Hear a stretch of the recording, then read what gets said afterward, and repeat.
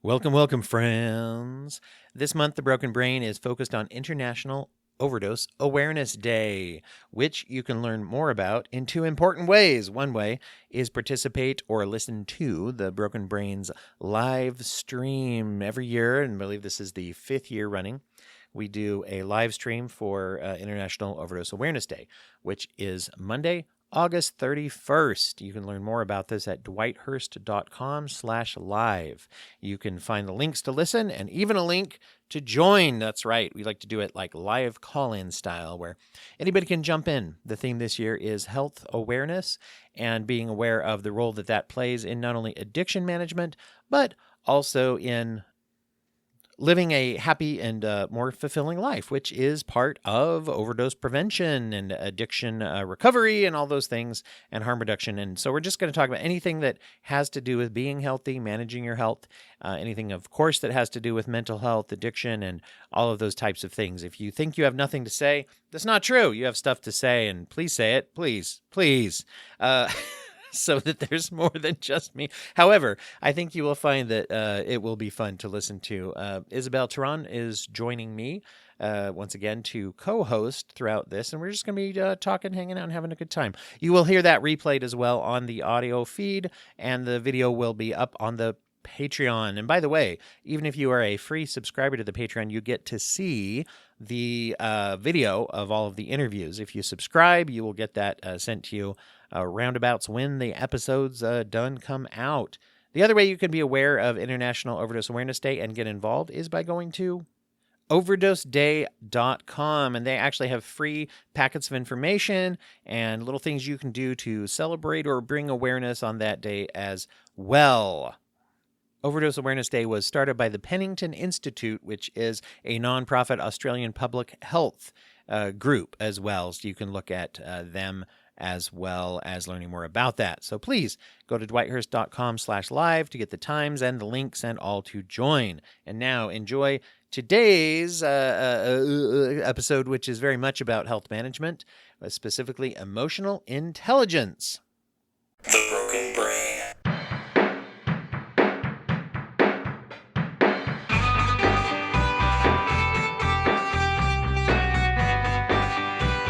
Recording in progress. Hey everybody, it's Dwight here with you again to host The Broken Brain, and thanks for joining today in order to look at the intersection between psychology and culture. And also a topic that we talk a lot about is emotional intelligence. Boy, that comes up a lot, and it's going to come up a lot today. And I always like to take terms like that we throw around a lot and actually talk about what they can actually mean and how they actually make a difference. And my guest today is going to help us to learn more about that. Emily Morash is joining me today. She is the author of Unfunk Yourself, Leading Mindfully in the Midst of Mayhem. And she is an expert with emotional intelligence. She is a presenter, trainer, and also someone with years and years of working in nonprofit. The book itself and her work came from observing in nonprofit leadership and other avenues. I'm sure that you'll tell us about other areas of why smart, capable people will default to reactive emotional behaviors under stress. And we were just, before I hit record, talking about how in the nonprofit world, in my experience too, you'll see people in my industry, you see people who are highly educated in how people work and you'd think would make great leadership management. And boy, a lot of times they still bounce back into that, the emotional reactivity and things like that. And so I'm real excited to hear what you have. Emily, thank you for joining today. Thank you for inviting me on here. This is very cool. I'm looking forward to this conversation. Now, I was giving that little bite-sized bio there at the beginning, as I always do, but why don't you tell people, I'm sure you know more about your life than I do. Maybe you could tell people a little bit about where you've come from and what led you to this focus and specialty. Sure. So 20-ish years in nonprofit, a lot of it spent in nonprofit management and development. I started my career as a case manager for a small nonprofit here in Rhode Island. Can I give a shout out? It's Tides Family Absolutely. Services. Do it. Yeah, Tides Family Services worked with high-risk kids and their families. And it occurred to me quite quickly that I was not cut out to do this work. And it's not because I was apathetic. That wasn't it at all. It was actually, I had a very hard time negotiating the emotions that came along with this work. So there really is, it takes a certain personality and, it's not work ethic, it's a personality and emotional type to do this kind of work. So I was like, well, I don't want to not be mission driven. So maybe I'll do the operation stuff. And I was really good at fundraising, very good at building teams, really good at organizing community events. So that was where I went. So, and then it got to a point your audience, I'm sure are a lot of nonprofit people. It got to a point where I was like, wow, I'm tired. And I think maybe I'm going to do something different. And I wasn't really burnout, but it was just an exhaustion, and fundraising itself is just really, so I'm like, well, I guess I'm going to pivot. And I did. And I pivoted into what I realized was I was very good at organizational effectiveness and organizational development. So that's kind of the road I went down, and did lots of like SWOT analyses and strategic plans and that sort of thing. And then I met my match. I worked with the company who I went in to do a strategic plan with them. And I was sitting with the executive leadership team. It was very apparent that there was a schism between somewhere. And so it took me a little bit, but I realized that there were two people on this team that had it out for each other and were actively undermining each other at every turn. And I thought, oh, this is going to require more than just writing out SWOTs and figuring out a strategy, because if they can't be on board with each other, then nothing is going to work. So I was like, oh, maybe it's a communication thing. So we worked on some communication with them. And then I realized that this is more of a self-awareness thing, which is really how my world pivoted into emotional intelligence. And I've always said communication is key. Communication is the foundation of everything. And that's not necessarily accurate. So yes, communication is incredibly important, but you can only communicate effectively if you're self-aware. So, and that self-awareness that's the work. So when we talk about emotional intelligence, and I love how you said earlier, like we have to talk about what it actually means, because this stuff becomes buzzwordy. It's sort of like mindfulness has become buzzwordy. And when it becomes a buzzword, it gets diluted. And then it becomes like Instagram meme fodder, right? And so emotional intelligence quite literally is knowing yourself and understanding how you function so you can control yourself, so you can function with other humans effectively. Communication, as you put it, that's why as a goal, communication is such a broadly, you have to narrow down on it, just like you're saying, like having some specific definitions. One of the things about that self-awareness that hit me as you're saying that is I've seen so many times where people will say, I'm a good communicator, and it's not untrue necessarily, but without self-awareness, we are really good usually at one or two methods of communication, generally the ones that we've experienced in our lives, either what we were taught or the thing that we decided was better than what we were taught, one of those two things. And usually everyone's thought process makes sense to themselves, generally speaking.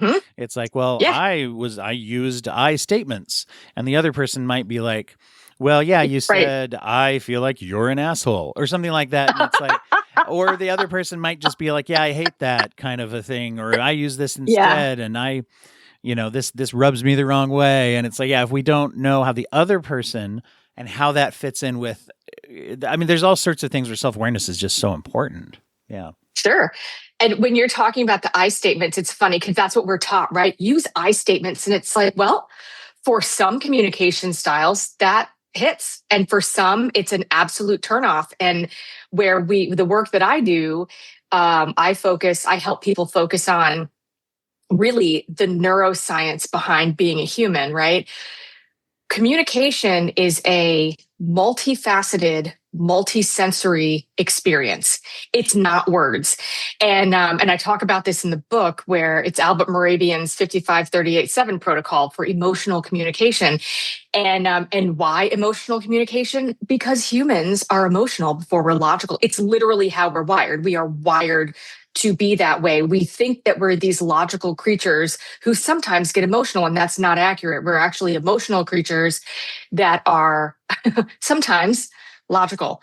And so we are communicating from a space of emotion. The majority of our communication is nonverbal. And so you can use I statements all the time, but if you are rolling your eyes, or you've got your arms crossed, or you're not looking at someone or whatever, like that communication is not going to land. Further, I statements don't work for every communication style. So understanding, is it authentic to use I statements? Or are you more of a questioner? Or are you more of a we kind of thing? Are you more collaborative? Because if you're not really an I statement person, but you're trying to fake it, it's going to come across as insincere communication. And then everybody has a built-in bullshit meter. And they can tell when you're not being sincere, or when you're uncomfortable when you're trying to communicate. That's the body language, the vocal tone means more than the words coming out of your mouth. So sometimes those things don't fit. So the stuff that I teach is the departure from kind of this traditional management stuff where we talk about KPIs and getting the most out of your employees. And it's like, actually, you have to know your employees. You have to actually know how they tick. You have to know how you tick, and then how you function together. Because communication isn't, are you a good orator, right? You could be the best presenter. Think about those people who give the best TED Talks ever, right?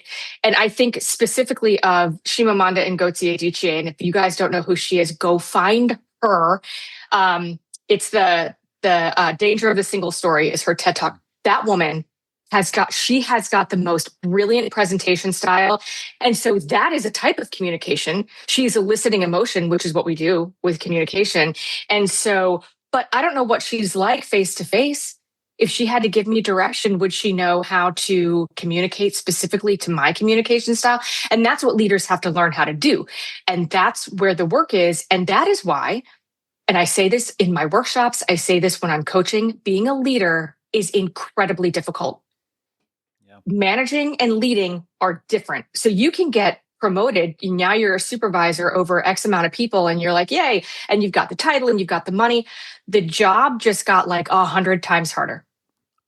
And a lot of times, I always think of this as the difference between wanting to be something versus wanting to do something, right? Yes. If someone's like, yeah, because we have an aspirational idea of like leadership, and many people will say, I like leadership, but the smaller part of leadership is the part that we're usually talking about, the inspiring others and being all the things we think of as kind of going back to I. It's about I. What do I feel about being a leader? The more frequent duties of a leader, if you're doing it right, is being available, listening to things, being willing to deal with things you didn't plan on that came up, sitting and either doing the schedule or making sure the system for the schedule, just as a micro example.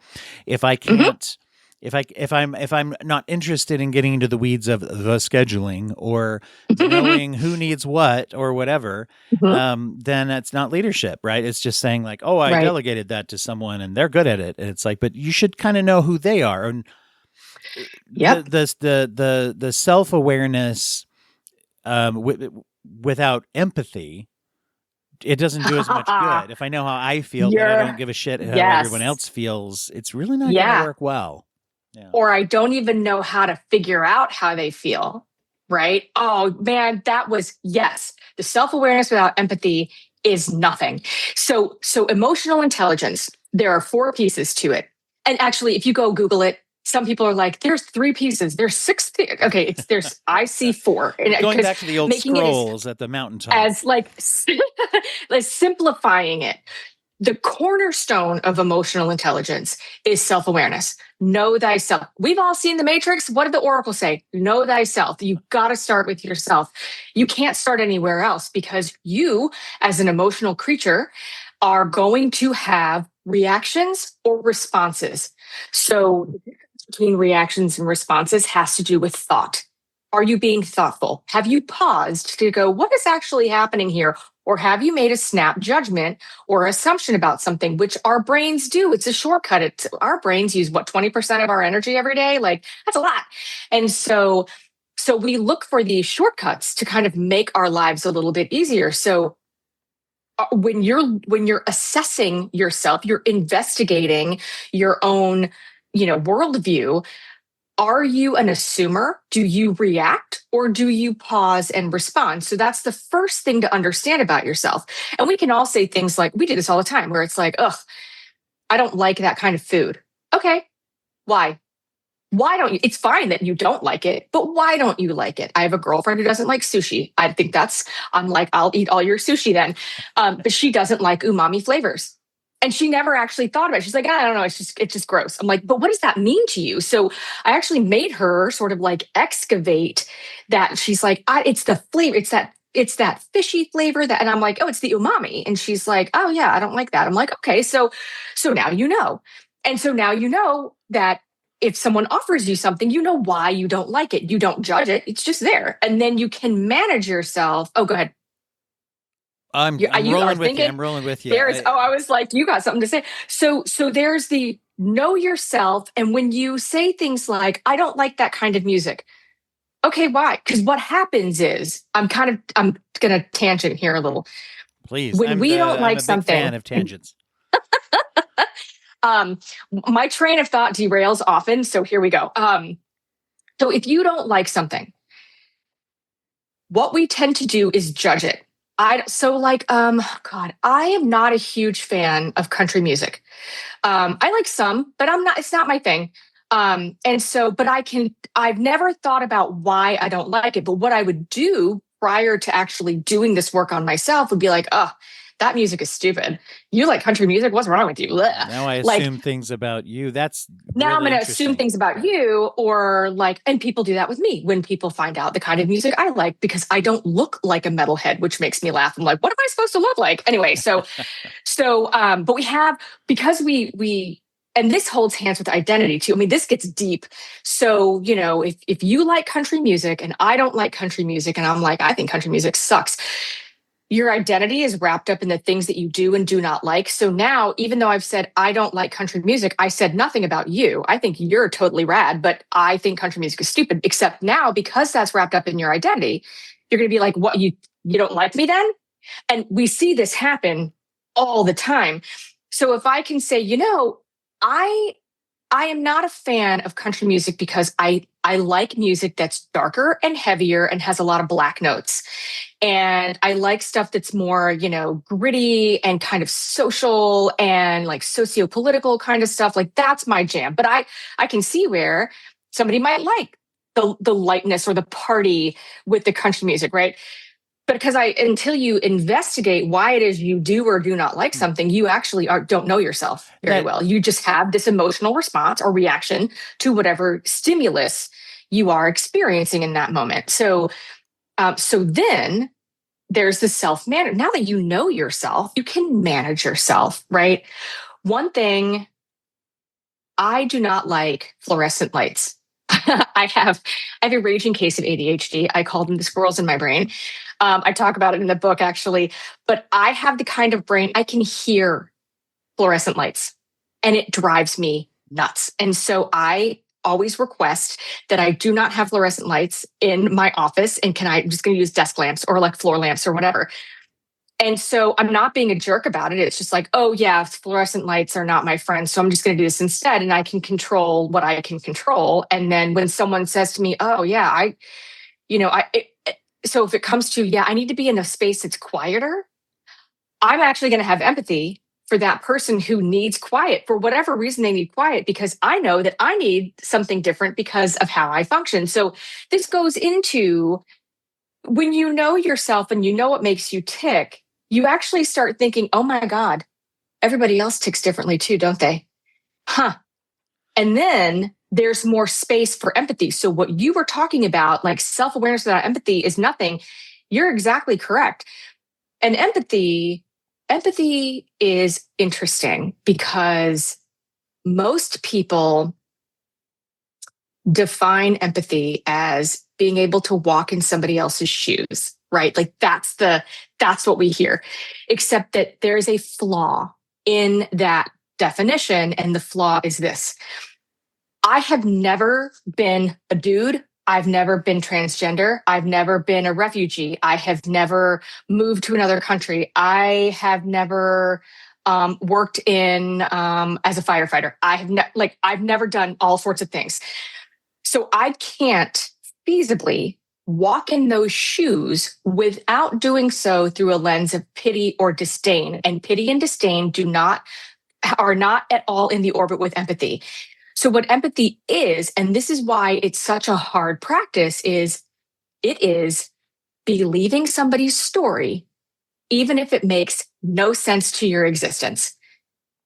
Even if it makes zero sense to the experiences that you've had, it is going, okay, I believe you. I'm going to believe you. And then you can be like, okay, so I never experienced this, not sure what you need. What do you need? And then there comes the relationship management. So self-awareness is the cornerstone. From there, we have self-management.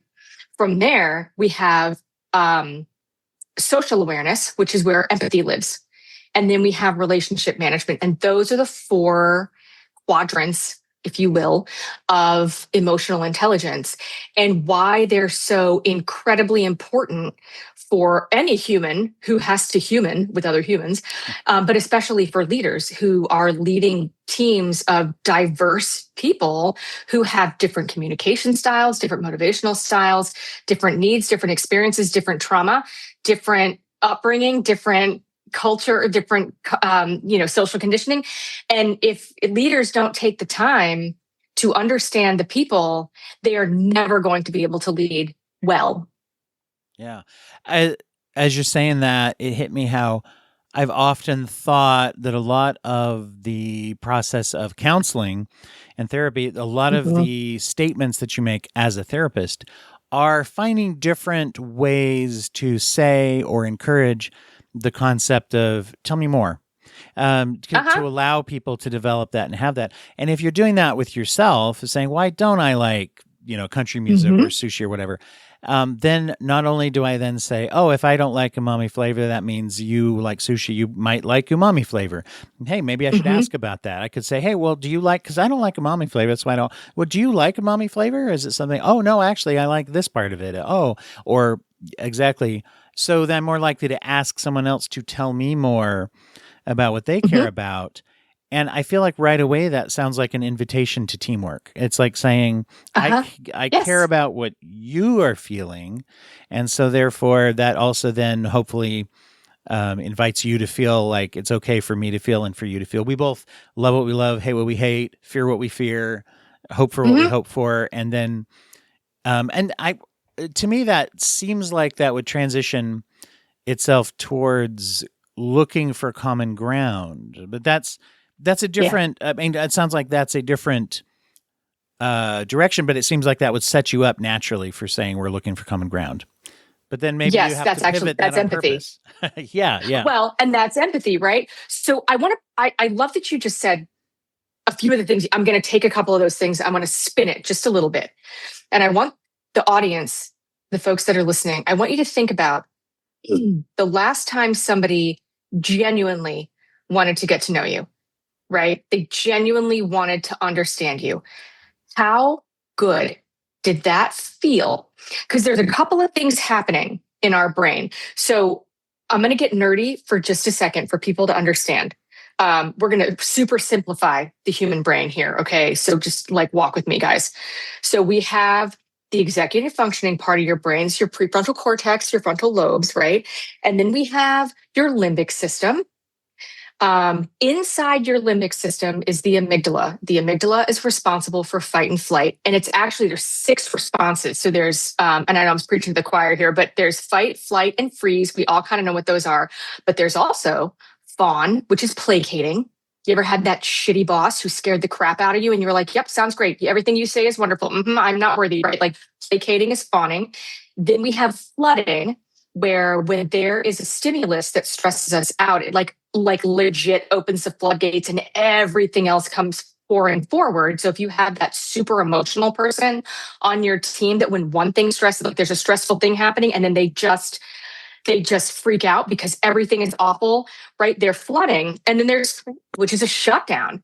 So like we see this in everyone. We see this a lot in kids where like they literally, it's not freeze. Freeze is like, I don't know what to do right now. And then you pivot.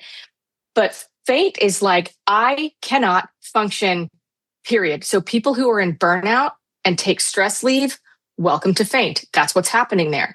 So I say all that, and then there's the survival part of the brain. That's the part of the brain that tells your body you got to get going. We're in fight or flight. You're going to fight the bear or you're going to run from it. So we have these three things, right? When your limbic system, with that amygdala, which is constantly working, constantly scanning, always looking at your environment. Am I safe? Am I not? And what that means is, am I in physical danger? Am I physically safe? Am I being accepted or am I being rejected? Because honestly, outside of physical harm, the biggest fear, primal fear that humans have is rejection. Because, back in the day, if you were alone, the likelihood of dying from exposure or being eaten by something was really high. So you needed a tribe. So we still have this innate tribal mentality. So, and when your limbic system suspects that there's danger, and here's a fun thing, your brain cannot tell the difference between physical threat and emotional stress, and it treats it the same way. So like if you get what you perceive as a snarky email from somebody, your brain is going to respond the same way as if you were getting chased by a Doberman.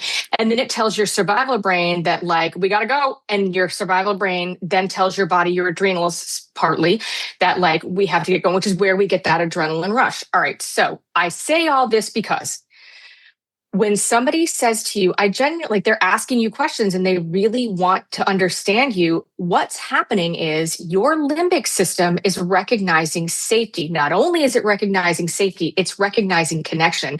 And that is what human beings need. We are hardwired to connect to one another. Ironically, we're also hardwired to be a little skeptical, but we are really hardwired to connect with each other. So when we have an opportunity and somebody makes us feel that we are being accepted and they're curious about us and they want to take, because in our brain, it's they're taking care of us. We're part of the tribe. It makes us feel so good. So leaders listening, think about how good that feels. You can do that with your team. And also think about how well you have worked for leaders who genuinely made you feel validated, valued, important, heard, connected. This is how you motivate teams. But the way to do it is to really get to know your people. That was like a wicked long rant. I'm so sorry. Not at all. I think that the usefulness of that, there's those principles in there that are really important to understand. And the usefulness of that is something we can apply, right? And this is one of the things I always look for when we're sending messages like this, is that, and I think this is the main difference between what you said earlier about buzzwords and actually actionable, useful things, right? Because to say that is like, it's more than just acting interested in someone, it's getting interested in someone. Yeah.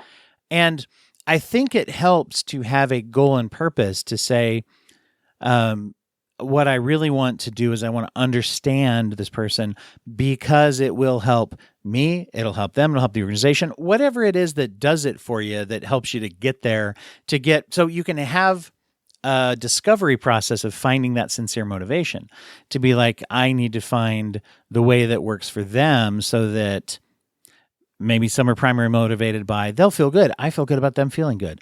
Maybe some are primarily motivated by I need to get this done, and this keeps being something that gets in the way. And it strikes me that this, if we look at it as a method, because I think in a leadership workplace scenario, particularly in an industry where maybe where emotions are high or whatever, to come in and say that sometimes that frustration of, look, I just need Jimothy to just jump through this one hoop. We all have to jump through it. I know that he hates it.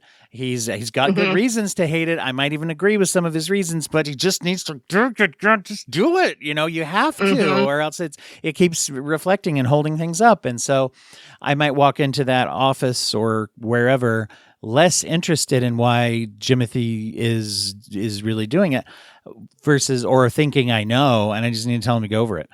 Instead of saying, we have not yet discovered what is Jimothy's deal. I don't get it. If I think he's crazy, it's probably because I don't get it. It's probably not because he's crazy.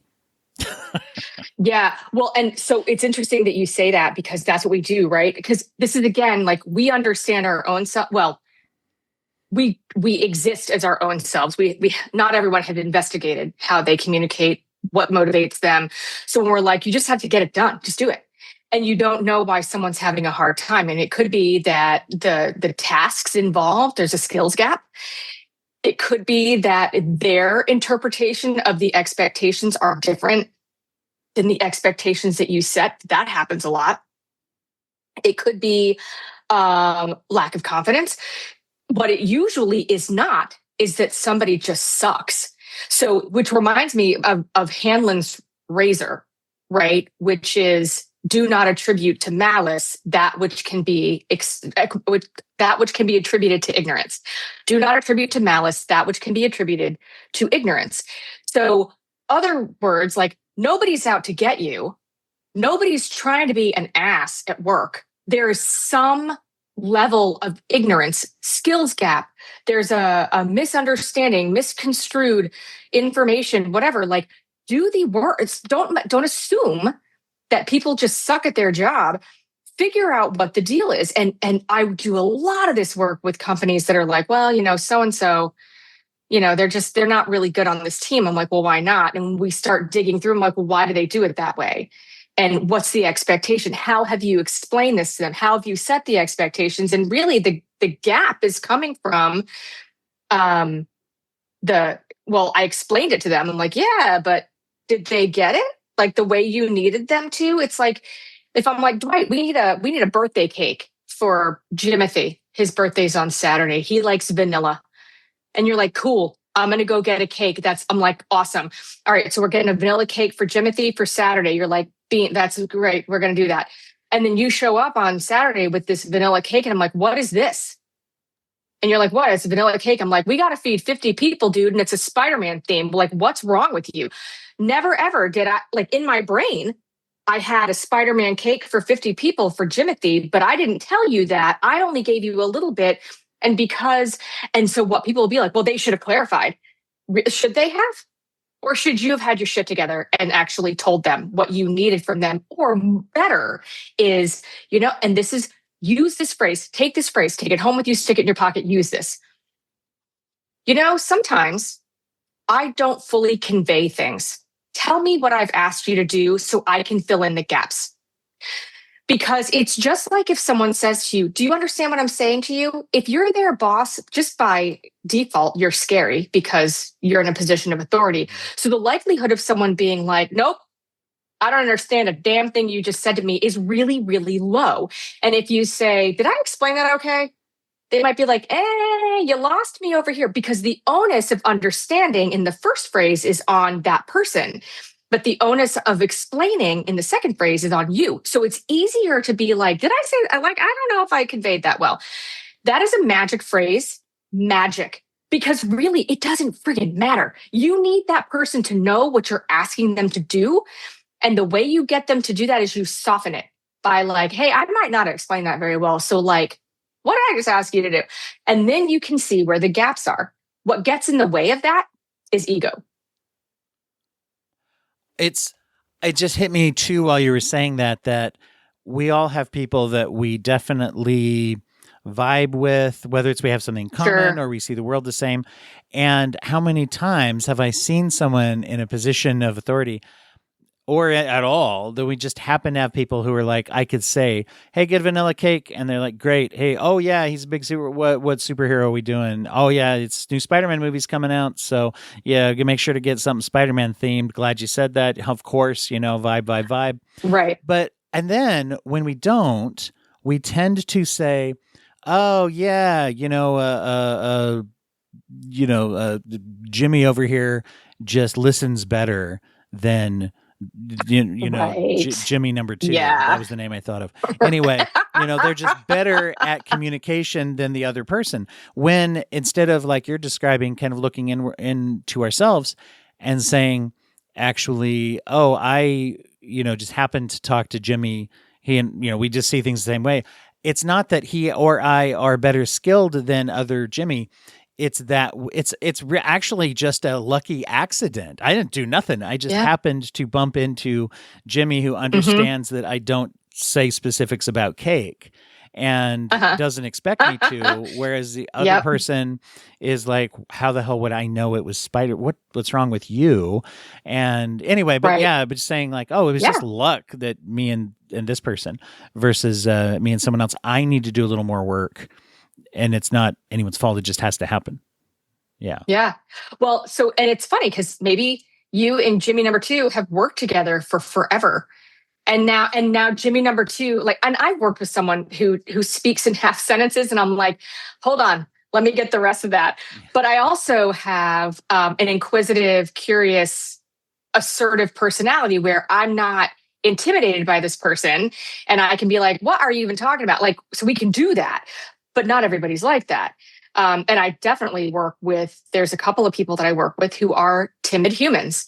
And I have to my communication with them is completely different than it is with the person who speaks in half sentences, right? Where my approach has to be different because they need it. And that's the job of a leader. Your job as a leader. So you're balancing management and leadership, right? Management is like oversight and what are the KPIs and blah, like that sort of stuff, the operational stuff. The biggest part of a leader's job, however, is social and emotional. If you have humans that are, now let's go back to the brain, right? If you have people who work for you, who don't feel psychologically safe with you, who feel like they don't have a full grasp on their job, who feel like there's a skills gap, they don't know where to go, their limbic system is detecting danger. When their limbic system detects danger, it sets off their survival brain. Here's the thing. The survival brain is like a dimmer switch. It's not an on-off, right? It goes on a little. It's like when you're driving in traffic, like you're a little bit aware of your surroundings, but somebody cuts you off, like that knob goes up to 11 and here you are. So there's an inverse relationship between the survival brain and the logical brain. So the more your people, the more their dimmer switch is on, the less their executive functioning is. And the less their executive functioning is on, the less productive they're going to be. So how do you make sure their dimmer switch is low to off? It's your job as a leader. Yeah. And that's the thing is it's more one where they're learning. It's more incumbent upon the leader position to be the one instead of saying, they build the culture. Yeah, instead of saying, oh, Bennifer's not good at talking, I'm going to roll my eyes. It's like, instead of saying that she's supposed to be the one to be clever enough to think of the questions, it's that's a great skill if she has it. But if I'm the leader in the leadership role, it's more my job to make sure that's happening and not just to push it off and then go complain about her to Jimmy. Right. And then here's where the mindfulness piece comes in. Don't judge it. Oh my God. And now I got people are driving to work right now and they're cussing at me. Don't judge it, Emily. Oh, but she's dumb. No, she's not. No, she's just not like you. Right. And so the mindfulness stuff. So again, mindfulness, that's another buzzword, right? We got another buzzword. Mindfulness is emotional intelligence in action. Okay. So John Kabat-Zinn, if you guys don't know who he is, he's professor emeritus, UMass Boston in psychology. And he also runs the Center for Stress Reduction out in UC San Diego. He is a fascinating human. Go find him on YouTube. You will be glad you did. His definition of mindfulness is allowing awareness to arise by paying attention on purpose in the present moment, non-judgmentally. And like you look at that on paper and you're like, oh, hell yeah, I got that. I got that down. That's good. Except like, no, you don't. Because most people don't. So awareness that arises, like that's curiosity. That's curiosity and patience and observation. what we tend to do is make snap judgments, or we make assumptions about a person. The person who likes country music, we're going to make some assumption about that person. I mean, not to like get all spicy in here, but sociopolitically, if you see, I mean, we have assumptions about people who might wear a certain color hat, or maybe they've dyed their hair blue and they have a septum piercing. Like, we have this, and I will refrain from discussing the whole social media aspect of that right now, but what we do is we will make a snap assumption based on a stereotype that we've been fed, that we have never investigated, we have never excavated, we have never been like, is that actually true? And so we are assigning all of this stuff to these people. We do this at work with extroverts and introverts. I cannot tell you how many conversations I've had with executive leadership about, well, we're not going to like promote so-and-so because they like don't talk in meetings. I'm like, okay, so they're an introvert, which means that they're taking all that information that you're giving them and they're walking away and they're going to process that, because it takes them a hot minute to process that. And then they're going to get back to you. You're expecting somebody who is a processor to tell you something within 30 seconds. That's not going to happen. Right. Or somebody's like too boisterous. Oh, like they talk too much. Well, it's like, well, no, they're the evangelical of they're the evangelizer of your company. So like they get really excited and they get everyone else excited. They're not off the rails. That's just how they communicate. So, but they're expecting people to communicate like them. And that's just not how it goes. So having this assumption that Bennifer just can't hang, right? Because she just never says anything, or Jimothy over here is just, he's always jumping around and he's crazy. He's not crazy. It's just, there's a different communication. Your job as a leader is to understand it. So the whole awareness that arises, be curious, ask questions, observe, right? And then by paying attention on purpose. We are so distracted all the time. Anyone who's listening right now, where's your phone? Like, and how many times have you picked it up to look at the screen since you've been listening to this podcast? Or like maybe you're listening to this podcast, you're at the grocery store and you've got your earbuds in, whatever, and you're totally distracted. This is a human brain wiring thing. We are wired to be distracted because if we're not paying attention to our surroundings, we could get eaten by a bear. So there's that. So you have to work at being, paying attention. And then in the present moment is really hard, because a lot of times we are ruminating on something that has happened in the past that we can no longer control, or we are worried about something that is coming down the road that's in the future that we can't control that either. But we're in these two places that don't even exist. But what does exist is the present right now, right here.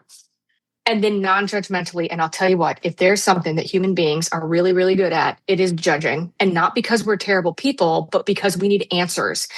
Because our brains do not like ambiguity. It's uncomfortable. We don't like physical discomfort or emotional discomfort. So we will judge.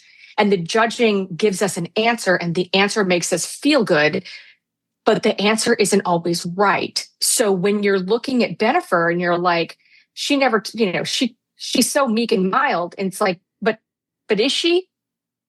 Or like, are you judging that because she's so different than you? Or like, are you getting curious and allowing awareness to arise so that you understand her better, so that you can better lead her? And that's where we get lost. So when I talk about mindful leadership, it's not like, sit in lotus position with incense and singing bowls. It is get curious and get your head out of your butt, because that's where a lot of leaders sit, is this, I know everything. If I didn't know everything, I'd be a leader. And honestly, your job as a leader is not to know everything. Your job as a leader is to hire people that know the stuff that you don't know how to do. And you have the vision to lead them in those talents. So that comes down to, how threatened do you feel by people on your team? And so when you were talking earlier about like, I vibe with this person, that's great. If you don't vibe with someone else, to your limbic system, subconsciously, it's going to feel like a threat. And so are you reacting to these false threats? And so when I said it is hard to be a leader, I'm not lying, you guys. Well, and that's actually when we look at it and say tend to view the vibey interactions as like, I'm a good leader. Whereas it's like what you're describing is that's actually like actually managing a team of people who are all different. That's more of a leader. Learning how benefit works is more of what being a leader is about. Yeah. And, I love your definition when we use the term mindfulness. I like to always include the idea that mindfulness is actually being purposeful. Doing things on purpose is mindfulness. Because you can plan for the future, but if you plan for the future because I'm so worried about the future that I can't think about it's taking over all my thoughts today, that's not mindfulness. But if I sit down and say, yeah, I'm worried about this, I keep ruminating about it. I'm going to pick a time today where I'm going to sit down, I'm going to make a list, I'm going to make some action items, and then I'm going to try not to dwell on that other times. That's still mindful in the present because I'm choosing, I'm making a purposeful decision to do that in the present. And so, doing something on purpose then is questioning the automatic judgment in this case, you're saying. It's like, am I going, I just assume this about a person? That's not purposeful. Right. I'm not really living the moment because I'm bringing in judgment that I was maybe taught and I'm not even aware. And so when I am purposeful, it means that's when I'm going to try to figure out why. And not only why do they think this way, but why have we not connected on something that works yet? Because frankly, in leadership positions, certainly there is, really outside the realm of like extreme, like unhealthy, chosen, bad choices, bad behaviors, and those do exist. But if it's not yeah, definitely. If it's not that, then our job is to discover why it's not working, even just practically, even just to say, if this person's not doing it, it doesn't seem to be malice. I'm not like, this is not someone I want to fire because they're insubordinate or something or whatever. We just haven't found it yet then. I got to assume that they would want this to succeed, and we just haven't found the thing that makes sense to both of us to be able to know where we stand. Yeah, very right. And the conversation probably hasn't been had. Like somebody hasn't sat down and been like, "All right, we're not on the same page," and it's perfectly fine to say to somebody, "You know what? We're not on the same. Like, I know that we're both like doing this job, but I feel like we are not on the same page, or we're having some communication difficulties, and it's not because either one of us is awful. Like there's something where we're not connecting, and I'm trying to figure out." Yes, absolutely. It's fine to have that conversation. In fact, it's necessary to have that conversation. And the degree to which people believe that you as a leader actually believe, the degree to which they believe that you actually believe that if I say it's fine if we have disagreements, we all have had that boss who says that and then cannot handle it when they're challenged at all. They totally think they mean it, but they don't. And then we've had those bosses and those people in charge who are like, yeah, that's fine. That's cool. And we're like, I can tell that it is.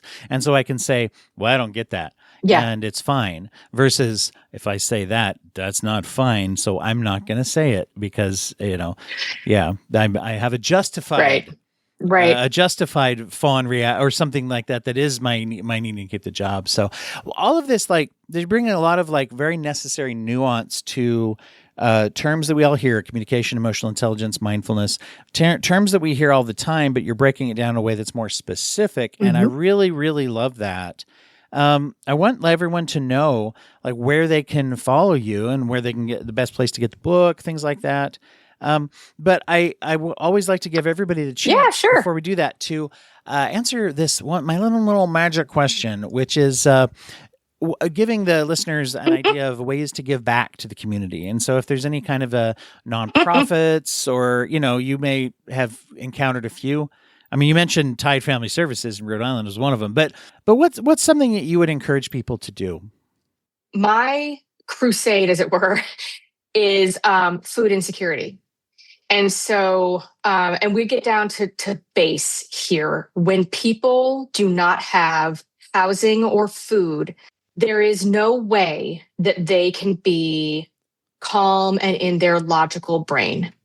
Kind of to get, going back a little bit to what we were talking about like the limbic system and how it either lets the logic center know that things are good and it can fire well, or it tells the survival center like we are in a lot of trouble. When people are in unsafe situations, especially homelessness, food insecurity, they're not going to function optimally. And you may have people that you work with that are in those situations and you don't know. People don't like come out and be like, so I haven't eaten in 3 days and I'm living in my car. Like nobody does that, right? So my whole thing is please, please, please support your local food pantries. And I will say this, as I've been on boards of food pantries in different places where I've lived, your money is going to go further than the stuff in your pantry. Having said that, give the stuff in your pantry. But because of how most food pantries are set up, there is a lot of buying power. So if you donate $50, they're going to be able to buy $150 worth of food with that $50 because of the way those networks were. But interesting. Think about, and I don't know, maybe you, folks out in the audience have been hungry before. It's scary. It's frightening. Or people who have been hungry. If we don't eat, we don't survive. And your brain knows that. And our communities cannot function properly when members of the communities are not well fed and not well housed. And so give to your local food pantries, volunteer at your local food pantries. If you have homeless advocate organizations in your community, please give to them too. And I don't want to take away from other nonprofits because we're all doing like amazing work, but we have to get to the foundation of what keeps humans and communities functioning properly. And that is food and housing. Absolutely. No, I really appreciate that. As one thing that the research I've always seen is that other than directly, someone being able to get a hold of money or food are the two most effective sort of bang for your buck ways to improve people's situations and lives. And that's fascinating. Yes. And I hadn't really thought about that the way that food pantries and things are set up, what you just said about the amplification of your dollars. And that is one that if you're out there and you're like, boy, I don't have $100 to give. It's like what you just said tells me that if I have a 5 or a 10 laying around, absolutely, if I even have that's going to be more than a 5 or a 10 effectiveness. That's huge. That's great to know. Yep. So that's accurate. Yep. Yeah. Well, tell everybody a little bit, where do they follow you around and where do they get your book and things? What's the best way for them to do that? Yeah, there is a web. So what's cool about the book, I'm very proud of this book, is there's a website that goes with it. So yes, read the book. That's great. However, the work is in the website. So when you go to unfunkyourselfbook.com, that's with an N. Thank you. There, you can buy the book from the website. It'll route you to, either Amazon, Barnes and Noble, bookshop.org, whatever. You can purchase the book from the site. But on that site is where you can find the journals. And when you start reading the book, you'll see what I'm talking about. You'll get to the end of chapter 1. It'll be like, all right, here's some work to do. So thank you for reading this. And now let's dig in. And so the whole book is like that, where it gives you an opportunity to do the work so that you can really do the shifting. There's also some meditations on there. And there's one little section called Pep Talks, where it's like 30-second snippets of me telling you that you are a badass. So if you have a bad day, you just pop on one of those and it'll be like, you know what? Everyone's got a shit day once in a while. You're going to be fine. And there's a little pep talk, but there's, you can follow me there. You can communicate with me through that website. You can also find me on LinkedIn, Emily Hampton Morash, and you can find me on Instagram. The book has its own page. It's unfunk_yourself_book. And one of my favorite things is when I hop onto Instagram and there are new messages from people who've read the book and they're like, I have a question. I'm like, ask me the questions. Or they'll message with their own stories, like something in the book resonated with them. Chapter 1, I talk about the worst boss I ever had. I obviously changed her name. But I've had people that are like, oh my God, I worked for somebody like that too. And this is what happened. And I always, I will always respond. And I've responded to people and I'm like, I am so sorry that you endured that, but like, what did you learn from it? And so you can find me there as well. And But I really do. One of my favorite things is to hear from people who've read the book. Certainly, if you're listening to this and you're like, you know what, we could totally use you in our organization. Yeah, reach out and we can chat, reach out on, wherever, but we can have a conversation about what your organization needs. Do you really need me to come in? Can I talk you through a couple of things? What would that be? Oh, and the other thing on the websites, remember how I was talking about communication styles and needs and motivation? So on the website, there's a little tab that says the quiz. I created a communication assessment called the Communication Compass. And what I did basically was marry disc type communication assessment with the Enneagram. And so what you're looking at in that quiz is not just the outward expression of how you communicate, which is important to know, but the internal driver behind the communication. And so talk about getting to know your team. It's free. Grab it from their website. It's free. Have your team do it. And then you get all this insight into, oh my gosh, this person is a task-oriented communicator who is more concerned about time and goals. So me being a relationship-oriented communicator that really needs like rapport and collaboration, God, no wonder it feels like conflict. It will give you so many answers. And so if you download that and you have your team do it and you're like, I will walk you through that. This is all really important stuff that I want people to have at their fingertips to make their leadership journey more effective so they can make their team cohesion stronger.